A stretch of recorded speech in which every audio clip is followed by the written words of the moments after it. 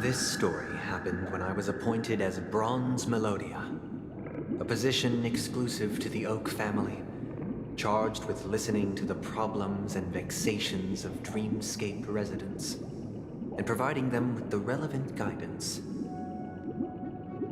It was during that period that I had the opportunity to hear voices from all corners of the Dreamscape. Joy, sorrow, arrogance, regret. The complex tapestry of human nature that formed the world. And I was fortunate to catch a glimpse of it. He was a dream chaser and an illegal stowaway. Just like the rest of them, he came to Penacony in search of a better life. Except that, to most people, the price he paid, I suppose you could say it was everything. He told me I sold everything I could at home. The house, the land, even his 2 children. He said he could not afford to raise them, and that at least they could eat if they lived as slaves.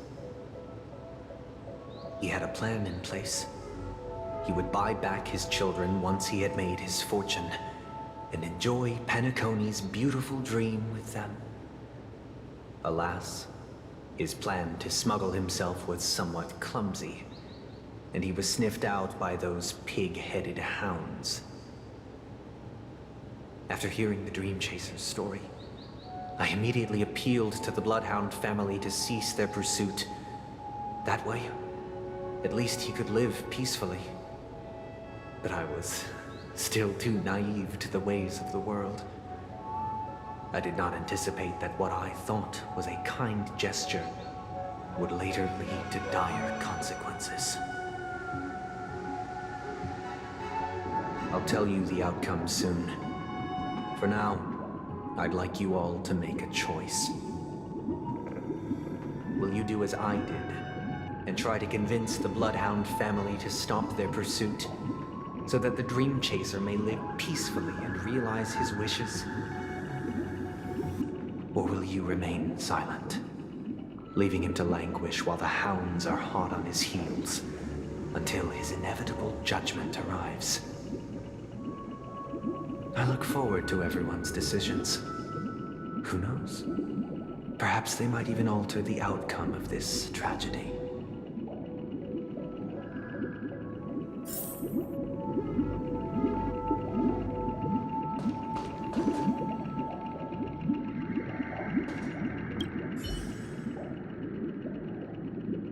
A dream chaser story.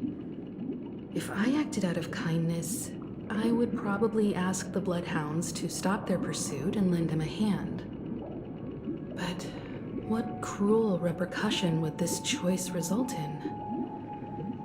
I think Sunday must have been deeply impressed by the limitations of the strong defending the weak through this incident.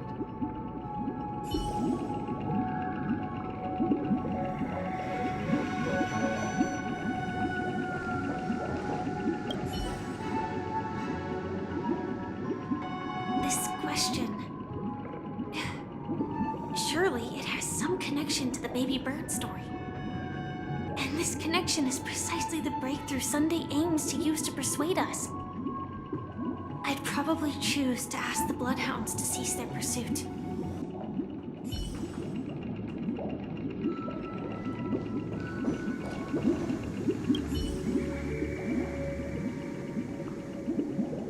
It seems illegal stowaways are really quite common on Penacony.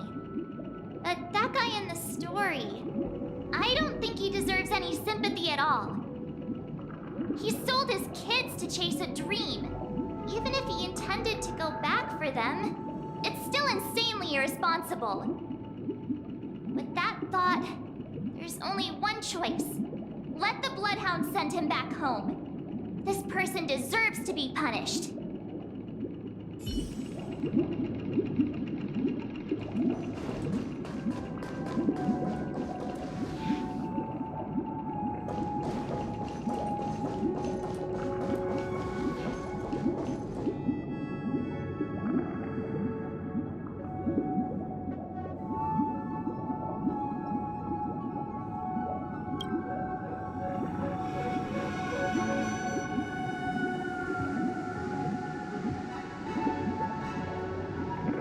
seems you, like me, are pondering whether a different choice could have led to a better outcome.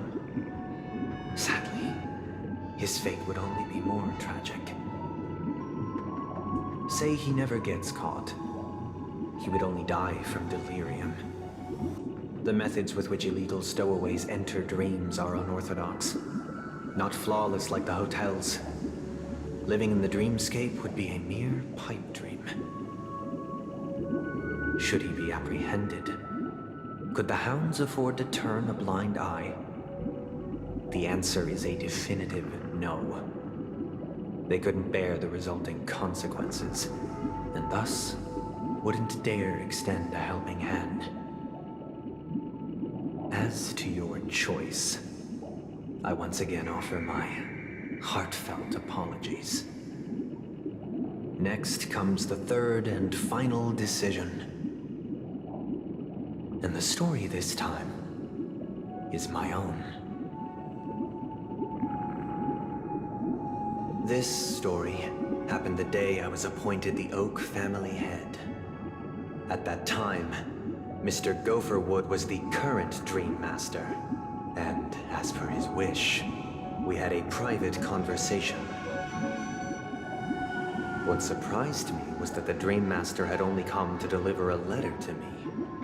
He let me read its contents, and it was a letter from my sister. The letter contained the usual pleasantries, anecdotes from her travels, nothing out of the ordinary. Just as I started wondering how this letter related to our discussion, the Dream Master began to speak. Do you know who wrote this letter? My sister, of course. But why would you personally visit me to hand me a letter from my sister containing mere trivialities? To help you grasp the full scope of this issue. Do you know where Robin is at this moment? From what the letter indicates, she must be in Caspelina 8, correct? She's touring there right now. Correct. Has she mentioned anything about a stray bullet? A stray bullet? What? A war has broken out on that planet. It is because of this very reason that Robin chose this destination. To spread the word of the Harmony. And to save the lives of that planet. She personally made for the front lines. She hoped to ease the people's suffering with song, and was willing to brave mortal danger to deliver the IPC's medical supplies. Unfortunately, stray bullets show no such compassion. Is she all right?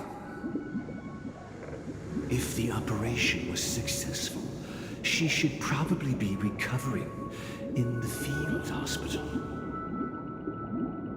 By the eon above, the bullet struck her neck directly, yet possibly as a reward for her consistent deeds of harmony, it didn't hit any vital arteries.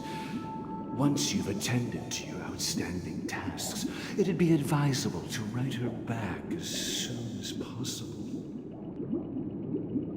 Those damned savages! I'll pack my bags right away. My gratitude for bringing this to my attention, Mr. Gopherwood. Now you understand why she always wears such elaborate neck ornaments, don't you? How could this happen? Miss Robin. It's all in the past, so please don't worry. I share this in the meager hope that you will understand the Harmony's limitations and predicament.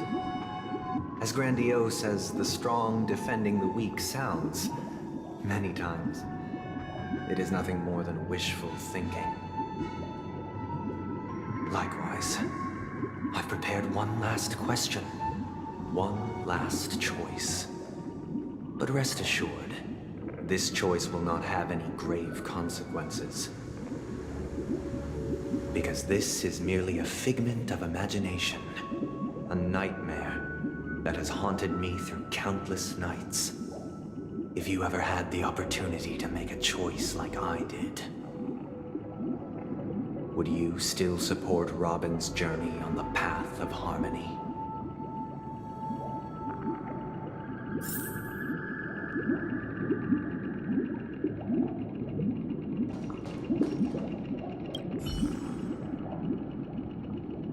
I often feel like I've dreamt of similar scenes on certain nights. In the dream, I see blurry faces. I don't know who they are, but I sympathize with all of them, fighting for survival against some unfathomable force. Their confusion and fear are lucid to me, but I also remember they chose never to give up. Just like Miss Robin. If Mr. Sunday's question leaves you puzzled, you should find the answer from your own experiences. With each trailblaze, dangers and tribulations will surely follow. But would you ever back away? Would you stop March and Don Hung from reaching their next destination? I believe you have an answer of your own in your heart.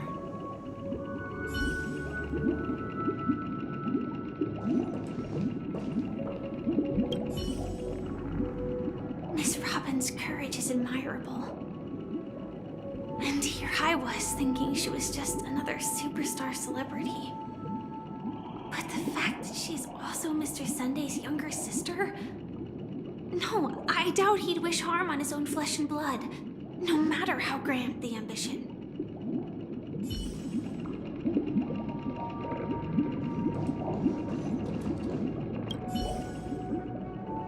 I can't believe that happened to Miss Robin.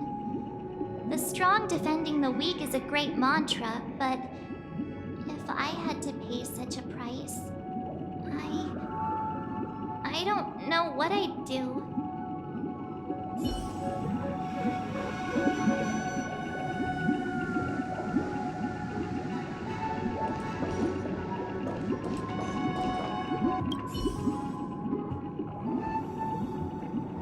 I often feel like I've dreamt of similar scenes on certain nights. In the dream, I see blurry faces.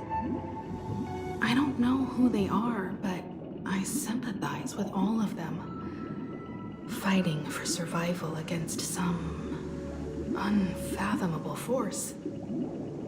Their confusion and fear are lucid to me, but I also remember they chose never to give up. Just like Miss Robin. If Mr. Sunday's question leaves you puzzled, you should find the answer from your own experiences. With each trailblaze, dangers and tribulations will surely follow. But would you ever back away? Would you stop March and Don Hung from reaching their next destination? I believe you have an answer of your own in your heart.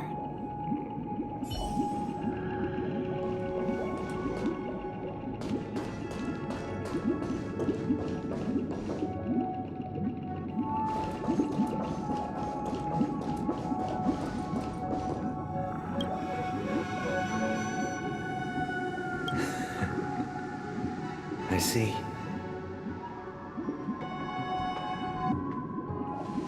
I am now aware of everyone's stances. Raising these questions merely serves to illustrate one point. The plight of Penacony cannot be salvaged by the harmony. The true foundation for a sweet dream paradise can only be established through the order where the strong govern the weak.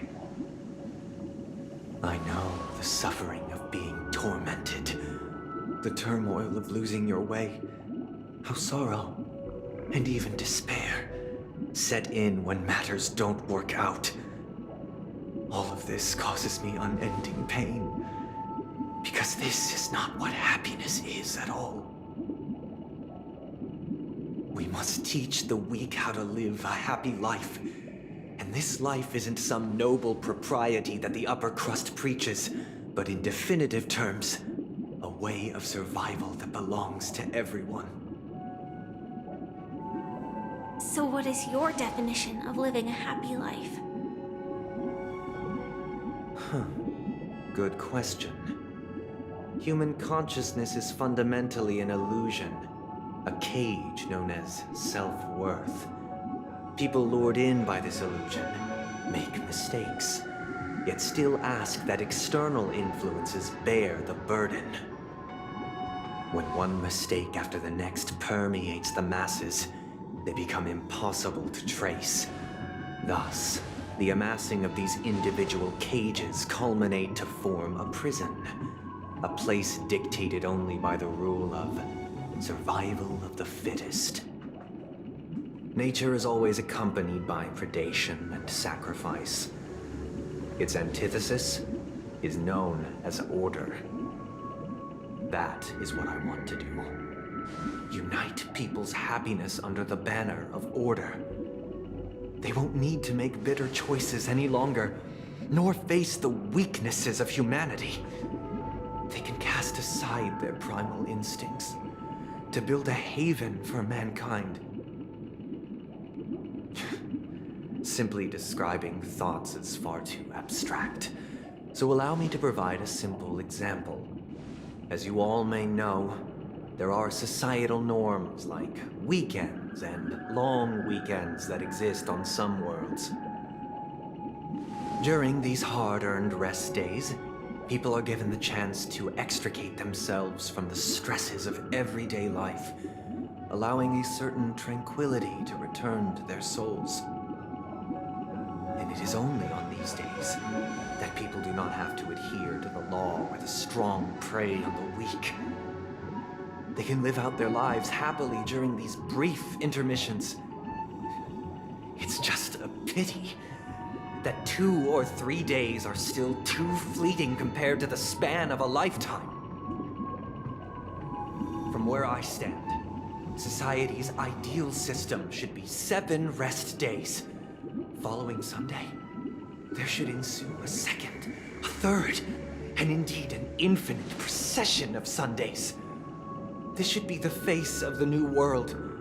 Idyllic, eternal, peaceful days. And thus, every person can return to their base selves in this utopia. Some gaze in reverence at the stars, pouring their whole beings into calculating the distance between us and the isolated world of Pagana. Meanwhile, some seek refuge in quiet corners, holding one another, unencumbered by the chains of unwelcome obligations. There would be no need to bear the hardships of reality. Only in this way can humanity face the inevitable end with the purest of spirit, living a life of dignity. This is what it is to live in bliss. Miss Firefly, you who are stricken with entropy loss syndrome, you of all would surely understand this.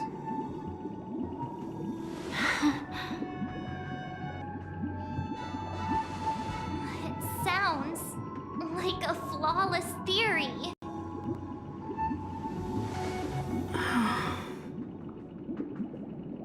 But what is the price to attain all this? The cost is minute, merely a personal and eternal sacrifice. If this paradise is to be maintained for everyone, someone must remain trapped in solitary awakening until the end of the cosmos. Awakening. Which means that this so-called paradise is still a dream. Stepping into this paradise means forsaking reality, correct? It is not forsaking, but transcending. Flesh, blood, sorrow, weakness. If the physical is the root of spiritual suffering, it is only logical that we defeat it. But in this supposed bliss, people won't have defeated their demons. The chance to overcome their tribulations would be forever lost to them. In other words, it is an escape. That's another way of understanding it. But there is no shame in escape. On the contrary, the seeds of escape exist in everyone's hearts. Don't you agree, Miss Firefly? And as to why we sleep, it is because we are afraid to awaken from our dreams. But this is not in conflict with the grand plan. Only in acknowledging this can we truly understand the frailty of human nature, and from there, show compassion and protection.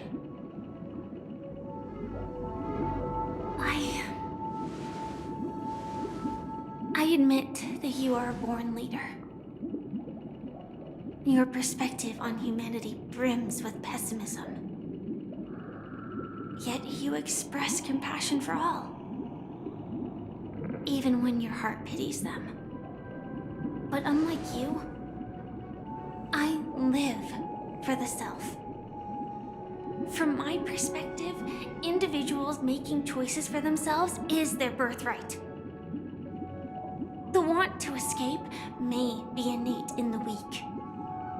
But whether they are weak or not, it is not up to another to decide. Perhaps in your mind, you also view me as weak.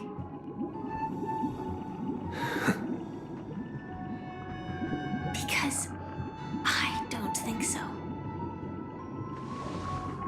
Since Miss Firefly has said her piece, the Astral Express will also naturally give you our answer. We'll leave it to you. Just as Mr. McHale instructed before. Tell him our choice.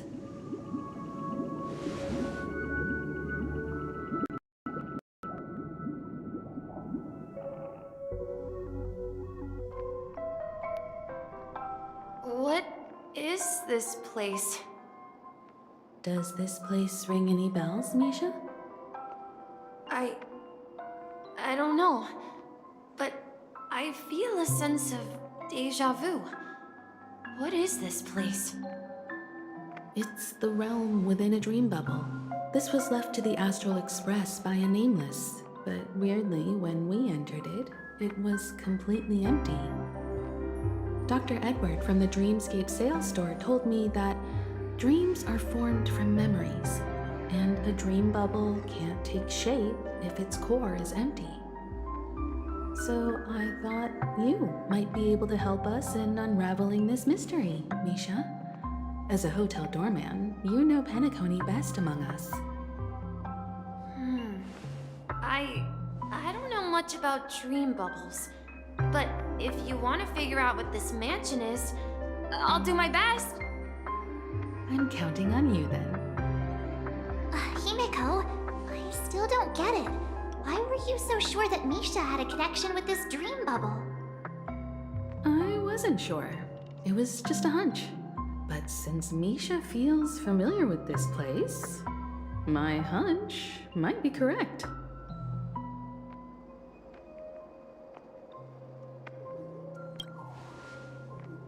Exactly. This is where you and Firefly encountered death, which we now know as dormancy. Considering its connection to Dreamflux Reef, it's not surprising it appeared here. The question now is, who brought you here? Based on the clues we have so far, it's unlikely to be that masked fool, so identifying them is crucial to us. We're drawing closer to the truth once more. Let's give Misha some time, as I believe he'll unveil the secret of this dream bubble. All right, but there are doors all over the place. Which one should we choose? Do you have any idea, Misha? I guess... maybe this way?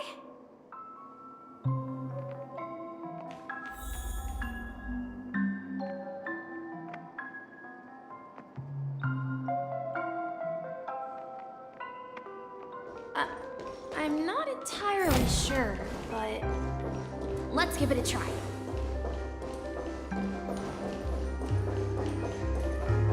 Wait, you managed to choose the Weird.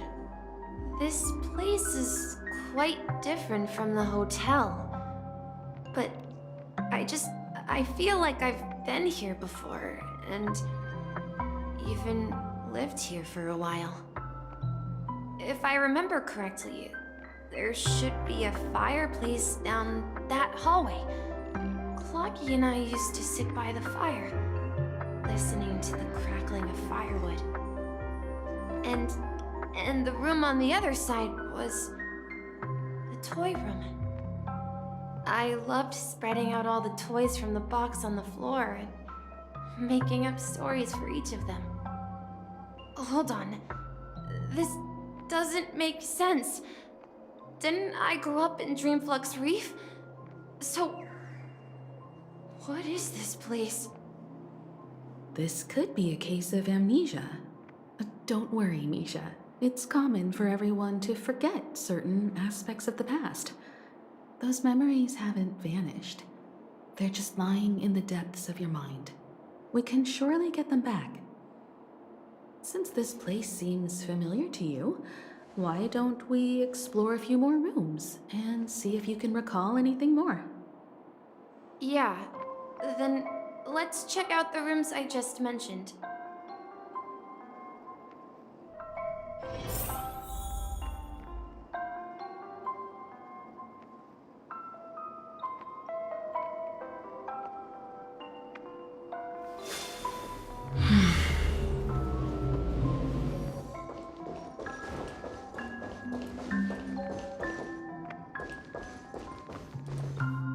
Mikhail, that's the name.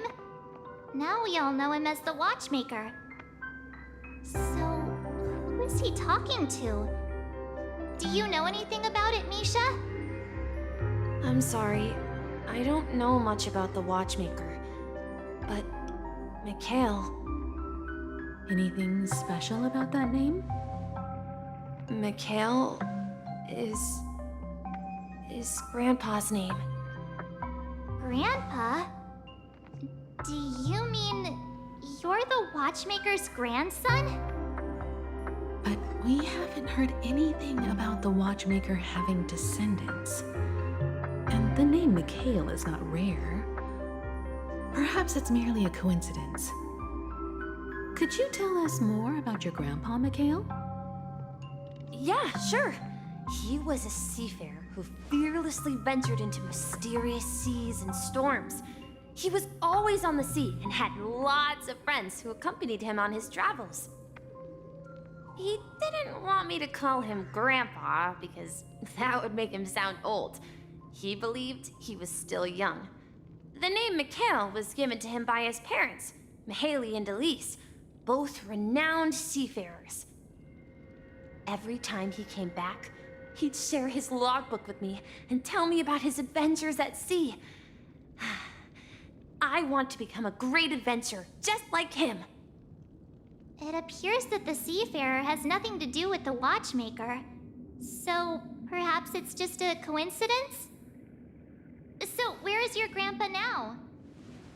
He went off on a new journey, and it's been quite a while since I last saw him. So, where has Clocky gone? Did he leave to protect Dreamville?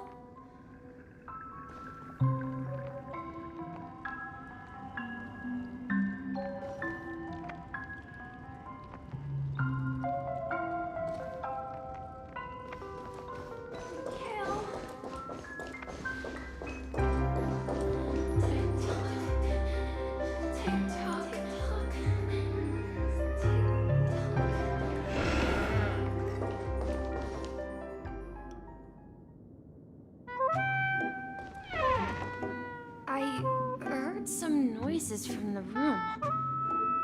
Origami Bird? That's a friend of mine. You and Origami Bird are friends? Yeah. It's a member of the Compass crew. just like Clocky and Miss Mirror. And there's more than just one origami bird. They are a big family with lots of brothers and sisters who look the same. They follow Miss Mirror's orders and handle all sorts of jobs on the ship. They're the best sailors. Sailors? Can origami birds be sailors? Could you tell us more about the compass, Misha?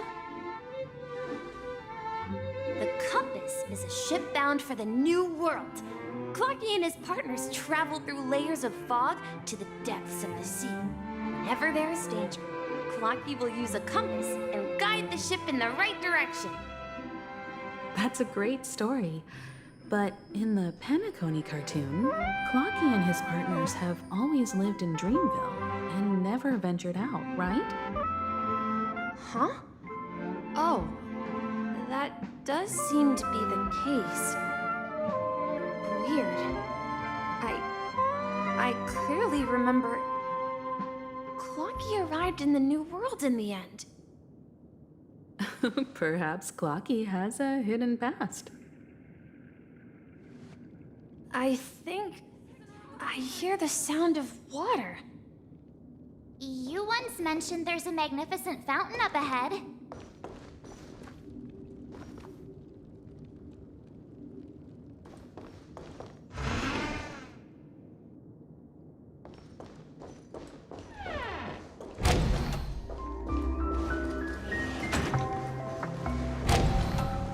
Look, there it is.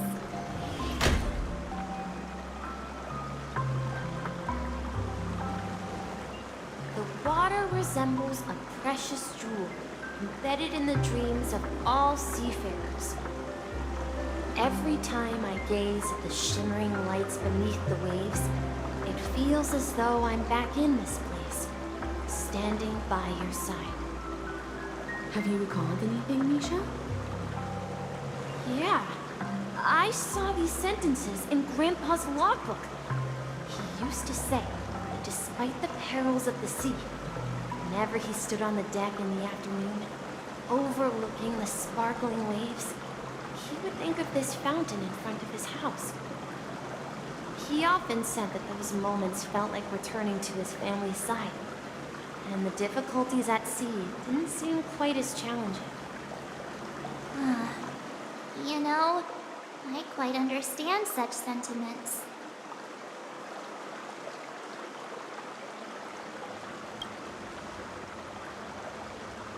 Hey, don't tease! I was just being a bit sentimental. Perhaps every adventurer far from home carries a fountain within their soul.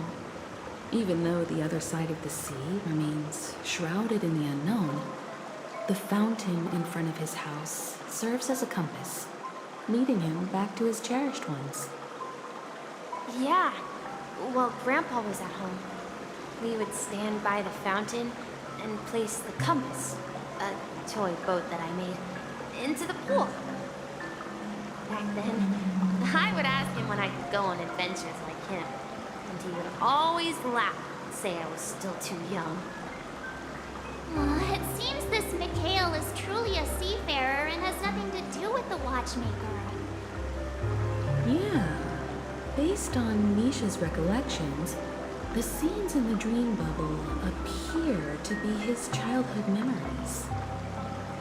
But this raises more questions. According to Misha, he was clearly born on an oceanic planet and led an ordinary life, with no connection to Penacony at all. Could this be some sort of metaphor? Perhaps the sea refers to the memory zone. I'm sorry. I don't know. My memories keep pouring out uncontrollably, like water flowing from a fountain. Perhaps I'll remember more things if we go further.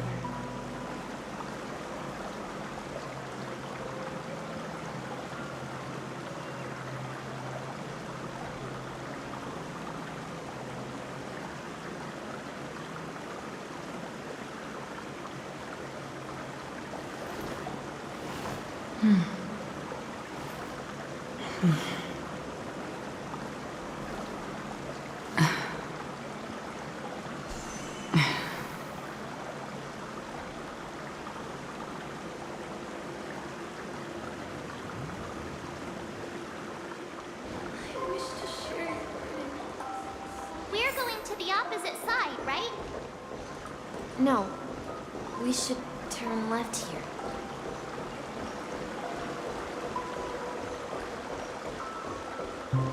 Huh? Something feels different about this place. This is it. I remember this corridor. Up ahead is Grandpa's study.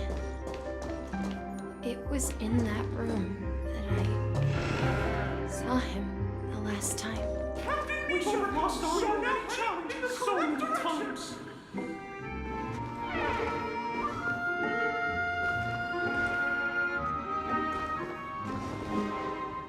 The atmosphere in this room feels totally different. Misha!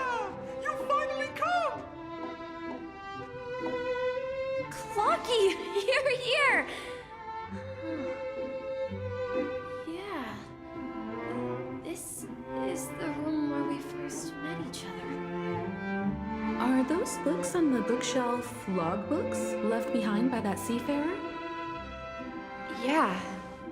Whenever he came back, he placed a logbook on the bookshelf in his room. They contain records of his expeditions to every corner of the world. He described our world as a fountain. At some point, the sea started to gradually swallow up the land where people lived. To ensure that everyone had land to settle on, he had to continue exploring the sea and search for the source of the rising seawater. On that day, he called me to his study, telling me that he was embarking on another journey. However, I could sense the gravity in his expression. It was the same look I had seen on my father's face before his final voyage. I asked him if I could go with him, but he said that my adventure lay elsewhere and told me to stay home and patiently await a certain sound at the door. What sound? He told me about a vast ocean in the sky, an ocean of stars. He spoke of a train that transports children with a desire to venture far away, traversing the sea of stars without ever stopping. He said that he knew the crew on the train, and that he had asked them to take me along. He said the journey I had always dreamed of would start there. A train? Could it be? It's the Astral Express. I remember now. Grandpa's friends are a group of nameless who came to this world to resolve a disaster caused by a star. Then, he gave his pocket watch to me. It was his cherished treasure, appearing in every one of his adventure tales. He explained that difficult times were ahead, but assured me that the watch would guide me. He said, as long as I kept moving forward, I'd eventually reach my desired destination. And then, it was as if I heard the distant sound of a train whistle echoing throughout the room. Exactly, Misha! And then we followed that whistle, didn't we? Yeah. I think I can still find the way we took back then.